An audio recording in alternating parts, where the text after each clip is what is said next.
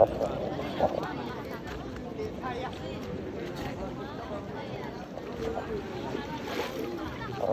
bahala lang magpa-oras ha. Okay.